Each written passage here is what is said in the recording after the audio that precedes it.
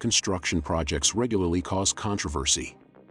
But the ones we are looking at could potentially trigger wars, have resulted in people being imprisoned, and are allegedly responsible for the deaths of thousands of people.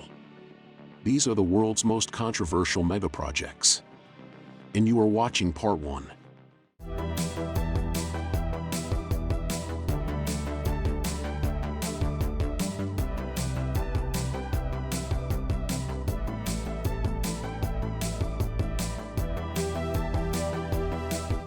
Number 4. Trump's wall to Mexico. Our first project involves someone who is no stranger to controversy and is arguably the most divisive figure of the 21st century. "We're going to build a wall across the Mexican border, and Mexico is going to pay for it," was the bold gambit proposed by 2016 presidential candidate Donald Trump. He was a dealmaker trying to strike the most outrageous deal possible. Building a wall around an entire country seemed crazy. But Trump simply compared it to the Great Wall of China. The wall across China is 21,000 kilometers, whereas the Mexico wall only needed to be roughly 1,600 kilometers because of natural barriers. The total length is about 3,200 kilometers. But how did all this controversy even start? Donald Trump gained much critical popularity by accusing Barack Obama of not being born in America. He had asked for a temporary ban on all Muslims from the USA. And the wall to Mexico was like adding fuel to the fire. "When Mexico sends its people, they're not sending the best," Trump said in a speech in 2015. For many people, Trump's election campaign was purely based on racism, and the wall to Mexico became yet another symbol of his attitude toward immigrants. "They're not sending you, they're sending people with lots of problems, and they're bringing those problems. They're bringing drugs, they're bringing crime. They're rapists, and some, I assume, are good people, but I speak to border guards and they're telling us what we're getting." At the same time, the demand for a wall also resonated with many Americans. From 1965 to 2015, more than 16 million Mexicans migrated to the USA, considered one of the most in modern history. People from poorer countries in Latin America also passed through this border. The initial price tag was $4 to $5 billion. As of January 2021, the federal government spent $15 billion on the wall's construction. While Trump compared his division to the Great Wall of China, they differ significantly in their complexity. The barrier to Mexico consists of 18 to 30-foot tall steel posts driven into concrete and covered with cage wire. The concrete prevents intruders from digging under the seats, while an additional 5-foot panel at the top prevents people from climbing over it.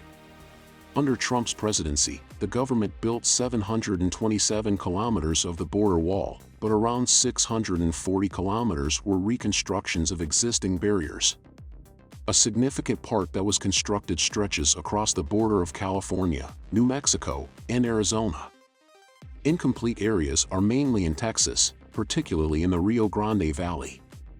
Under Trump's presidency, the number of illegal immigrants went from 11.3 million in 2016 to 10.9 million in 2020, according to the Cato Institute. The BBC also reported that having remained at nearly the same level for years, the number of people living in the U.S. who were born in Mexico has fallen steadily since Mr. Trump's election. However, the claim that Mexico would pay for the wall proved false. By 2021, most construction on the wall has stopped, and only Texas is still working on the border with further plans to expand it. However, things could change if Donald Trump runs again in 2024 or even a Republican candidate with a similar attitude. What do you think about the wall to Mexico? Should it be finished, or are there more suitable solutions to control immigration into the U.S.? Number 3.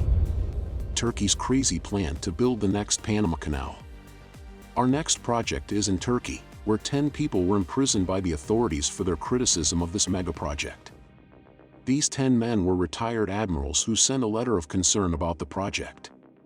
However, the Turkish government viewed this as a betrayal and accused them of using force and violence to get rid of the constitutional order. President Erdogan doesn't take criticism lightly, particularly since his government was almost overthrown by a military coup in 2016. Turkey has a rich history, but the country of Turkey as we know it is only a century old. It gained independence in 1923, and to make its extra anniversary special, Erdogan has set his sights on several major megaprojects. The most controversial has been the Istanbul Canal. Istanbul is already home to the Bosporus Strait, a natural waterway that connects the Black Sea with European and Asian waters.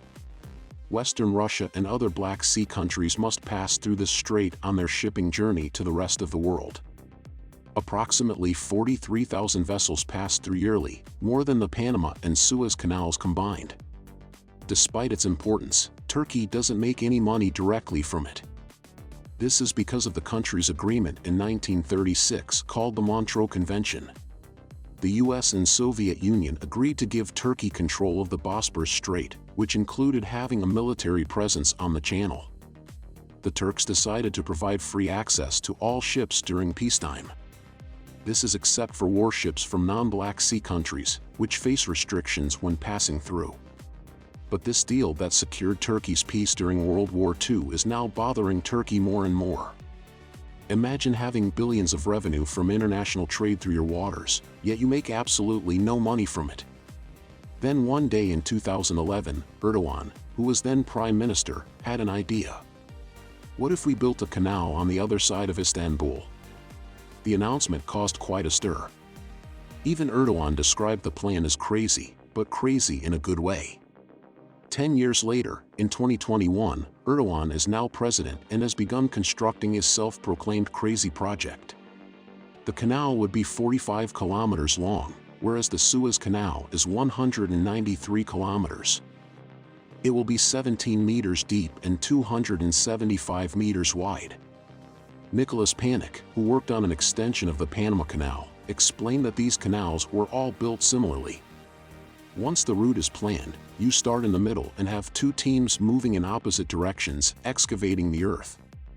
You create an empty dam until you reach each end, allowing the water to flow right in. The project would be suitable for two reasons. Firstly, it would reduce traffic along the strait. Secondly, you could charge fees to use the waterway, which would make Turkey a lot of money. The Bosporus Strait is a complex waterway to navigate, and only a certain number of ships are allowed on the strait at the time. Many ships are waiting outside to sail onto it. And as we saw when the Suez Canal was blocked in 2021, any disruption to a major shipping route can ripple and affect the entire world. Erdogan believes that the new canal will simply pay for itself. The project is expected to take 5 or 6 years to complete and cost $15 billion. Once completed, the channel will generate $1 billion in revenue in its first year and increase yearly. So why has the project attracted such criticism? And why were people sent to jail for protesting against it? In April 2021, 10 retired admirals were detained for their criticism of the project, who believed that the project would override the Montreux Convention and destabilize the region. The agreement had successfully stopped warships from entering the Black Sea but only applied to the Bosporus Strait. The whole deal is meaningless if ships can simply come in through another route. Without this convention, US warships could sail into the Black Sea and intimidate Russia. Furthermore, the new canal will only work if other countries want to use it. Russia is the biggest user of the Bosporus Strait and could be attacked because of this new canal. Russia might just boycott the channel because it threatens their security. But not only that, President Erdogan will charge a fee for all ships passing through the new canal. The old canal, however, is entirely free of charge. Therefore, many shipping companies might accept a few days waiting time and use the accessible route through the Bosporus. This would make the Istanbul Canal practically useless. And like any megaproject, we need to consider its impact on the environment and the citizens in that area. Although President Erdogan is excited about the potential financial revenue that the project could bring and believes that his dream project is the most eco-friendly project in the world, many Turkish residents are not thrilled. The canal is being dug in a wooded area, where most of the city's freshwater exists, which is now at risk of contamination. In addition, the construction of this canal would displace tens of thousands of people, destroy hundreds of thousands of trees, and turn part of Istanbul into an island.